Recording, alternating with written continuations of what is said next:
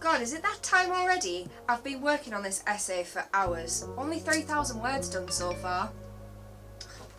That's nothing. My friend's been asking to see me for ages, but it's not important.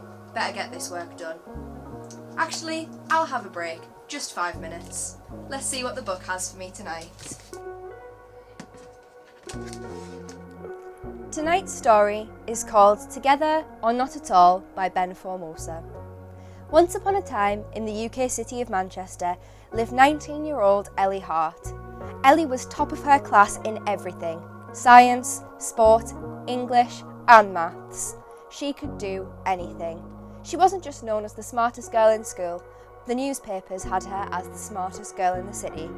She had a massive influence on the livelihood of Millie Wilson, an 18-year-old software engineer in the academic year under Ellie. Millie went to the same school as Ellie, so she knew everything that could possibly be known about her.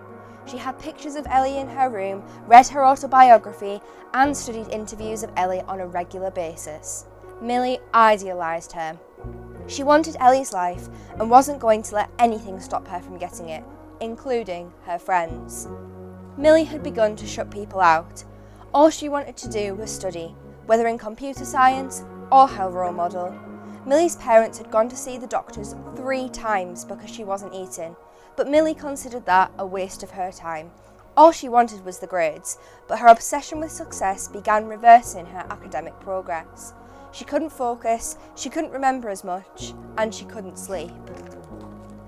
Her parents finally got her to see a therapist, though they had to offer to pay more for study books to get her to go. The therapist offered her a once-in-a-lifetime opportunity, a chance to meet Ellie. Millie couldn't believe it. However, there was one catch. When you meet her, do what you've always been doing.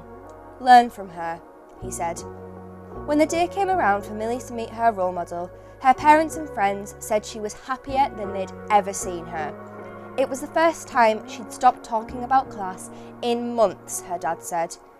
Millie sat patiently in Ellie's lounge, waiting for her to come down. It wasn't as glamorous as Millie had imagined, but maybe Ellie didn't want to flaunt her success, she thought.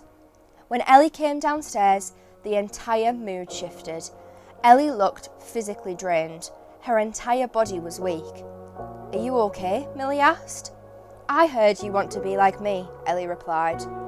Ellie explained how the constant workload had destroyed her, how she had lost her family and friends, and how, despite her fame, her money was gone and she had to repay the debt she had gotten into. Millie was shocked and disappointed.